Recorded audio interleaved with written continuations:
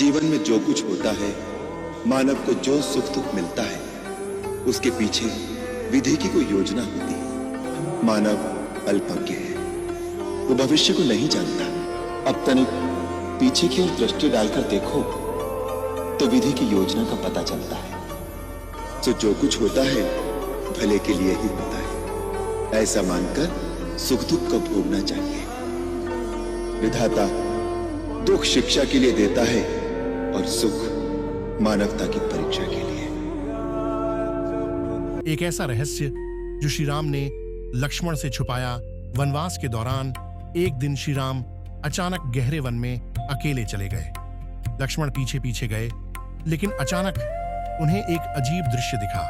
पेड़ों के बीच तेज प्रकाश फैल रहा था, जैसे किसी ने सूर्य को जमीन पर उतार दिया हो। लक्ष्मण आगे बढ़े और जो उन्होंने देखा उसने उन्हें स्तब्ध कर दिया।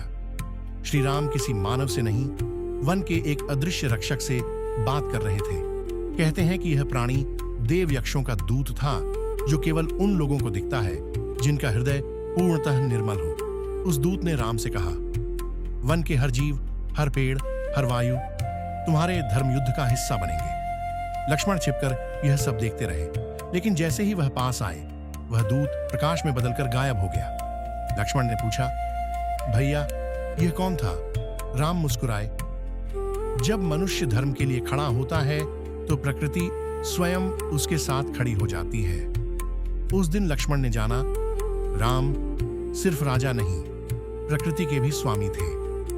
यह रहस्य बहुत कम लोग जानते हैं। लंका युद्ध से काफी पहले श्री राम ने रावण को देख लिया था। वनवास के समय की बात है। एक रात आकाश असामान्य रूप से लाल था। वायु भारी थी, जैसे किसी अनहोनी का संकेत दे रही हो। तभी श्री राम अचानक रुक गए। उन्होंने लक्ष्मण से कहा, लक्ष्मण, आज इस धरती पर एक ऐसा अहंकार चल रहा है जो शीघ्र ही अपने अंत की ओर बढ़ेगा। लक्ष्मण कुछ समझ नहीं पाए, लेकिन राम की दृष्टि दूर लंका तक चली गई थी। कहते हैं उसी क्षण रावण अपने महल में खड़ा अपने पराक्रम पर गर्व कर रहा था। दोनों एक दूसरे को देख नहीं रहे थे, पर महसूस कर रहे थे। राम ने कहा, जब अधर्म अपने शिखर पर पहुंचता है, तब धर्म स्वयं चलकर उसे गिराने आता है। उसी रात देवताओं ने समझ लिया, रावण का अंत अब निश्चित है। और यही था वह पहला क्षण जब युद्ध शुरू नहीं हुआ था, लेकिन निर्णय हो चुका था। अगर कहानी ने सोचने पर मजबूर किया, तो याद रखना, कुछ युद्ध अस्त्रों से नहीं, संकल्प से शुरू होते हैं। देवर हो तो लक्ष्मण जैसा। देवर और भाभी का रिश्ता माँ के समान होता है। आपको ये जानकर बेहद हैरानी होगी कि लक्ष्मण ने 14 साल तक कभी किसी महिला का चेहरा नहीं देखा था। लक्ष्मण सच्चे सज्जन थे। वनवास के दौरान भी लक्ष्मण अपने भाई राम और भाभी सीता के साथ रहे थे, लेकिन उन्होंने कभी उनका चेहरा नहीं देखा था। उन्होंने केवल उनके चरणों को देखा था। जब सुग्रीव ने उन्हें सीता द्वारा फेंके गए आभूषण दिखाए, जब रावण उन्हें लंका ले जा रहा था, तो लक्ष्मण केवल सीता माता की पायलों की ही पहचान कर सके थे। उन्होंने कहा कि पूजा करते समय में उनके पैरों पर सिर रखते हुए उन्होंने उनकी पायलों को देखा था। वह किसी अन्य आभूषण को पहचानने में सक्षम नहीं थे। लक्ष्मण ने कभी भी उन्हें करीब से देखने की कोशिश नहीं की थी। माता सीता और लक्ष्मण के लिए एक लाइक और कमेंट जरूर करें। जय सिया राम।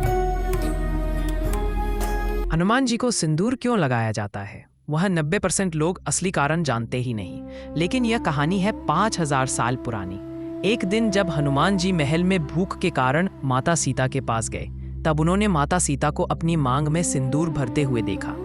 हनुमान जी को यह नई बात उत्सुकता से भर गई। उन्होंने सीता माता से विनम्रता पूर्वक पूछा, माता, आप अपनी मांग में यह लाल सिंदूर क्यों लगा रही हैं? माता सीता ने बड़े प्रेम से हनुमान जी को समझाया, हे हनुमान, मैं यह सिंदूर अपने स्वामी श्री राम की लंबी आयु, सुख और समृद्धि के लिए लगाती हूँ। जितना अधिक सिंदूर मैं लगाऊंगी, उतनी ही श्री राम की आयु बढ़ेगी और वे सदा स्वस्थ रहेंगे। सीता माता की बात सुनकर हनुमान जी के मन में एक महान विचार उदित हुआ। यदि माता सीता के चुटकी भर सिंदूर लगाने से प्रभु श्री राम को इतनी लंबी आयु मिलती है, तो मैं अपने पूरे शरीर पर सिंदूर लगा दूं। ऐसा करने से प्रभु श्री राम अमर हो जाएंगे और कभी भी किसी संकट का सामना नहीं करेंगे। इसके बाद हनुमान जी ने तुरंत एक बड़ी मात्रा में सिंदूर को घी में मिलाया और अपने पूरे शरीर पर इसे पोत लिया। वो सिर से पैर तक सिंदूर में लिपटे हुए भगवान राम के दरबार में गए। दोस्तों, वीडियो को एक लाइक करके कमेंट में जय बजरंगबली लिख दीजिए। जब सभी देवता, मंत्री और सेवक हनुमान जी को इस अद्भुत रूप में देखे तो सभी अवाक रह गए। राम जी स्वयं भी चकित हो गए। उन्होंने कोमल भाव से हनुमान जी से पूछा, हे हनुमान, तुमने अपने पूरे शरीर को सिंदूर से क्यों ढक लिया?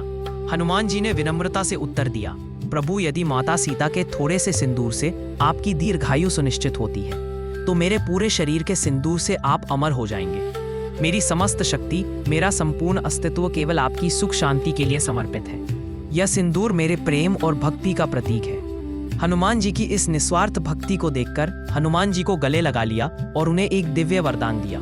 हे वीर हनुमान, आज से जो भी भक्त श्रद्धा से तुम्हें सिंदूर अर्पित करेगा उसके सारे दुख दूर होंगे और उस पर मेरी कृपा सदा बनी रहेगी।